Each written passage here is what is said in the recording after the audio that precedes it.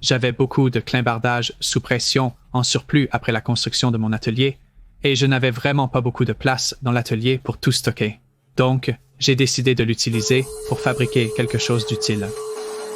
Après avoir mesuré les longueurs de bardage que j'avais à disposition, ainsi que tout le bois récupéré que j'ai trouvé au fil du temps dans les bennes, près des poubelles et abandonné dans les ruelles, j'ai pensé que j'aurais assez pour construire une niche pour chiens. J'ai commencé par débiter du bois à la scie sur table.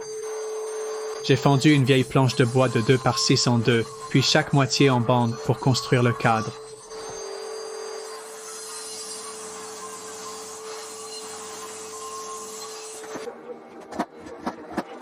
Pour la base du cadre, je voulais utiliser du bois traité sous pression, alors j'ai coupé les bords du bardage de quelques longueurs de clin, puis je les ai coupés à la longueur sur la scie à onglet. Ensuite, j'ai vissé les pièces ensemble pour former le futur panneau inférieur de la niche.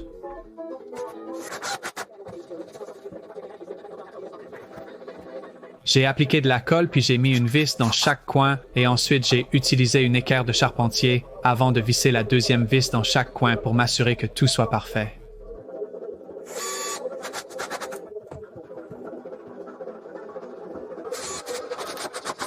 J'ai ensuite mesuré le panneau inférieur de coin à coin, confirmant que le cadre était parfaitement carré. J'ai pris une plâche de 2 x 6 pour faire les montants du cadre. J'ai coupé le morceau en deux sur la scie à onglet, puis j'ai égalisé les deux parties à la même longueur. Ensuite, j'ai déchiré les morceaux en bande avec la scie circulaire. J'ai ensuite marqué où je voulais couper une jointure à mi-bois dans les montants pour plus de résistance. J'ai coupé ceci à la scie à ruban.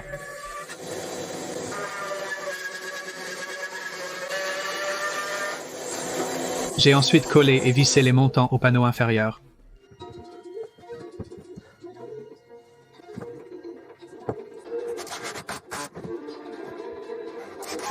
Pour maintenir les montants carrés, j'ai posé le bardage sur le panneau arrière. J'ai installé un bloc d'arrêt sur la station de coupe d'onglet et coupé le bardage à la longueur.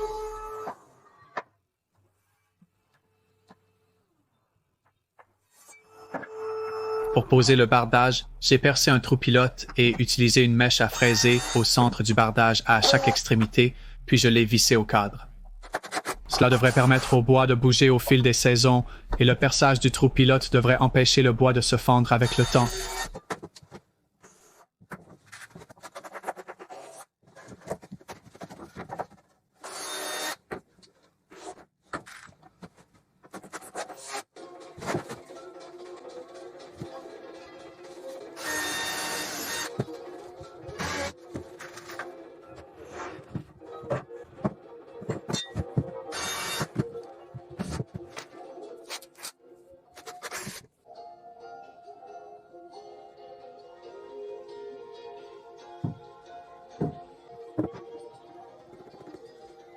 J'ai terminé le cadre en ajoutant des renforts pour joindre les panneaux avant et arrière, avec plus de joints à mi-bois coupés à la scie à ruban.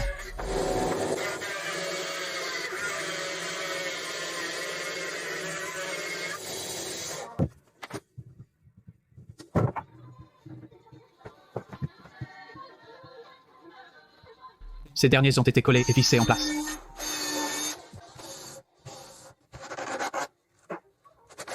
J'ai ensuite coupé une autre pièce pour compléter le cadre du panneau avant.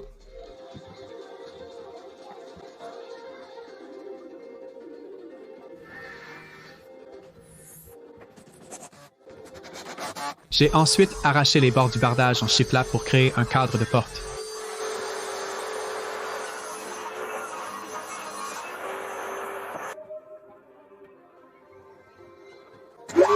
Je les ai coupés à la hauteur sur la scie à onglet, les ai positionnés en utilisant 1 mètre ruban pour obtenir chaque côté égal. Et ensuite collés et vissés.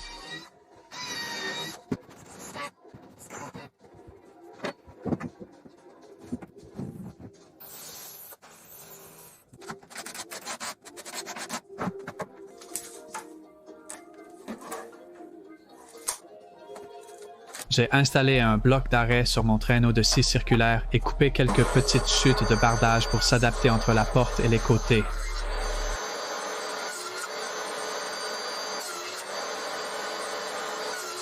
Et ensuite, je les ai ajustés au panneau avant.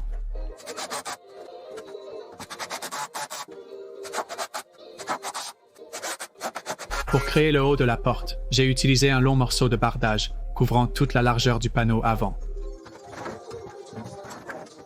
Je l'ai coupé à la longueur sur la scie à onglet, puis j'ai marqué l'endroit où je pouvais couper une courbe. J'ai fait cela à main levée. Et ensuite, je l'ai découpé à la scie sauteuse.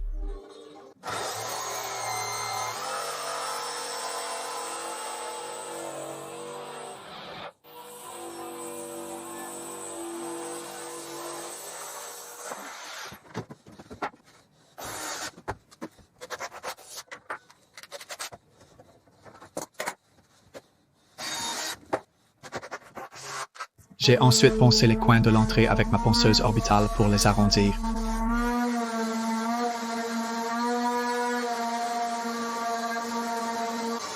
Pour créer un toit en forme de A, j'ai usiné un peu plus de bois sur la scie circulaire et ensuite coupé les extrémités à un angle de 22,5 degrés sur la scie à onglet. J'ai utilisé des morceaux de contreplaqué pour créer une équerre et joindre les deux extrémités inclinées. J'ai marqué un point central, placé les deux extrémités ensemble, tracé autour du haut, marqué la forme que je voulais que l'équerre ait, puis je l'ai découpé à la scie à ruban et à la scie circulaire.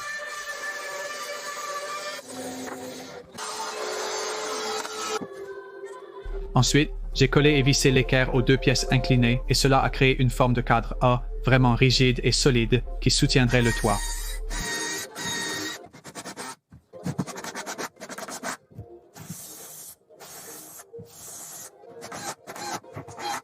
J'ai placé le cadre A sur la niche, les centré à l'aide d'un mètre ruban, puis j'ai marqué l'endroit où les panneaux latéraux rencontraient le cadre A en utilisant une équerre de charpentier comme guide, puis j'ai utilisé une règle droite pour joindre les deux marques. Ensuite, j'ai découpé les encoches avec une scie sauteuse pour que le cadre A s'adapte bien sur les panneaux latéraux. Avant de fixer la première pièce du cadre A, j'ai coupé le même angle de 22,5 degrés à chaque extrémité, puis je l'ai vissé directement sur le cadre.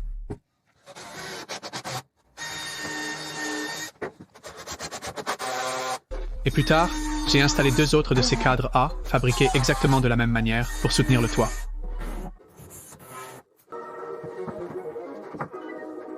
J'ai ajusté les autres pièces de bardage sur le panneau avant. Je pouvais tracer la forme et la découper à la scie à ruban pour un ajustement parfait.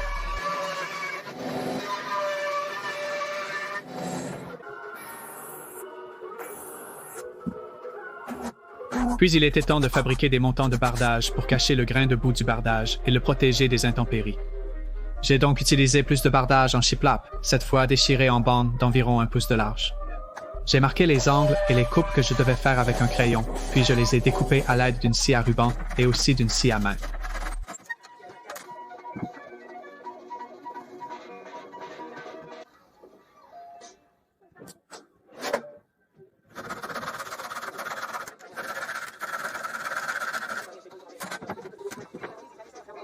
J'ai percé des trous de guidage puis je les ai cloués.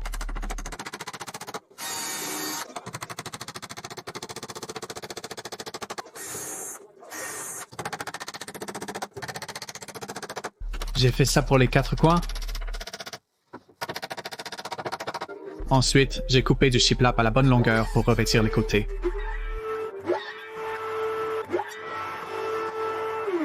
Pour ajuster le revêtement supérieur autour des chevrons du toit, j'ai marqué ou découpé des encoches additionnelles avec la scie sauteuse.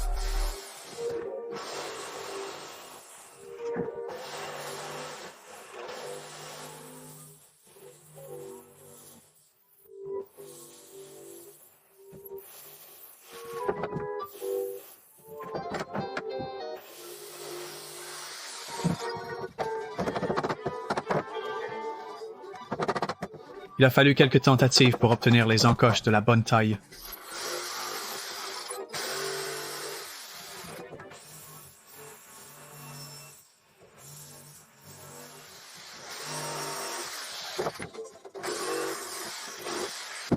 J'ai utilisé un marteau pour le mettre en place.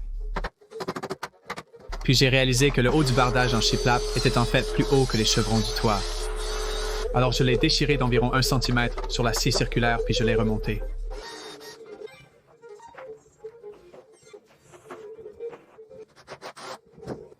J'ai ensuite retourné la structure, constatant son poids, et ajouté une autre pièce de shiplap au panneau inférieur pour soutenir l'emplacement des futures planches de sol. Alors j'ai collé et vissé cela en place. J'ai choisi d'utiliser du bois de palette pour les planches de sol, car elles seraient à l'abri des intempéries.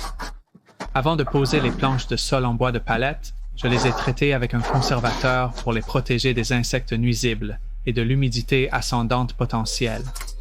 J'ai mesuré la profondeur de la niche et coupé les lattes de la palette à cette longueur. Ensuite, j'ai découpé d'autres encoches sur la scie à ruban pour les ajuster.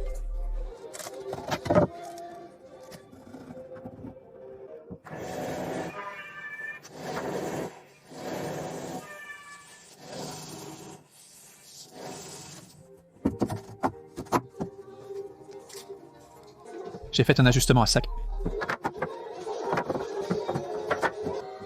Et ensuite, j'ai collé et cloué tous les planchers au support de sol.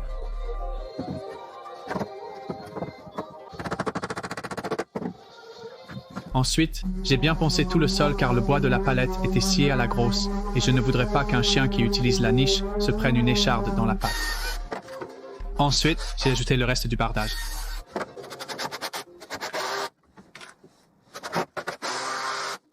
Pour embellir l'entrée, j'ai décidé de faire un beau seuil pour protéger le bout des planches de sol en bois de palette. J'ai donc déchiré un peu plus de shiplap, j'ai coupé une pièce de support de seuil à la taille et je l'ai vissé à l'avant. J'ai ensuite coupé et façonné une autre pièce de bardage sur la scie à ruban.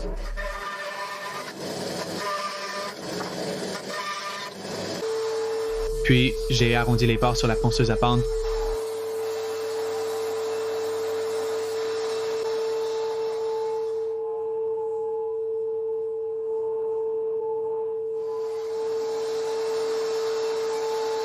Et c'était prêt à être ajusté. Je crois que c'était bien mieux avec un seuil de porte. J'ai ensuite coupé le matériel pour le toit. J'avais du panneau de particules traité sous pression d'1 pouce, mais pas assez pour faire tout le toit, mais j'avais du contreplaqué de 3/4 de pouce pour faire le reste. Les deux pièces ne doivent pas correspondre car elles seront recouvertes de ceintures de toiture. J'ai coupé le panneau de particules à la bonne dimension sur la scie à table, en veillant à laisser un léger débordement sur les côtés pour recouvrir les chevrons du toit. Ensuite, j'ai incliné la lame de la scie à table à l'angle de 22,5 degrés que j'avais utilisé pour former la structure en A du toit, pour couper la deuxième feuille de manière à ce qu'elle rencontre la première feuille sans laisser d'espace entre les deux panneaux en haut. J'ai percé des trous de guidage puis vissé les panneaux de toit dans les chevrons. J'étais un peu inquiet à l'idée de poser le feutre de toiture sur ce qui semblait être un bord assez tranchant en haut du toit, alors j'ai taillé un peu avec un couteau de bricolage pour arrondir les coins, puis je l'ai poncé.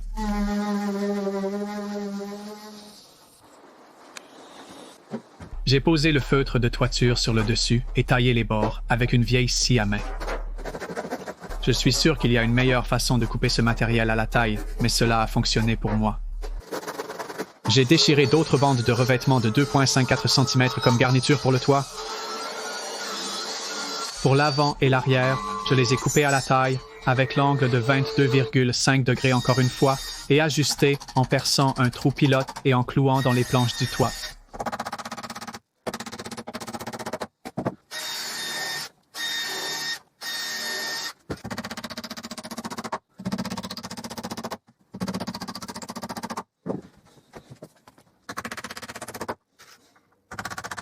J'ai coupé l'excès de feutre de toiture avec un couteau de bricolage. Ensuite, j'ai appliqué une garniture sur le côté du toit, comme je l'avais fait pour l'avant et l'arrière. Le projet aurait dû être terminé, mais une fois la niche sortie, je n'ai pas aimé l'aspect de la garniture sur le toit. Le grain de fin des morceaux de garniture sur le côté était visible de l'avant. J'ai utilisé un marteau et un tournevis pour retirer la garniture. J'ai coupé la garniture latérale à ras avec le devant du toit à l'aide d'une scie à main, puis j'ai posé de nouvelles pièces de garniture plus longues à la fois à l'avant et à l'arrière du toit. J'étais bien plus satisfait du résultat final.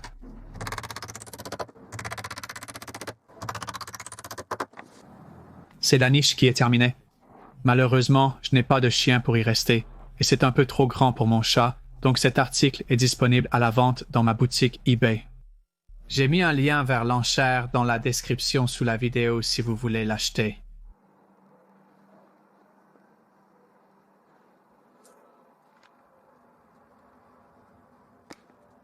Et juste avant de le vendre, j'ai pensé que je devrais la tester moi-même. Merci d'avoir regardé. Merci d'avoir regardé.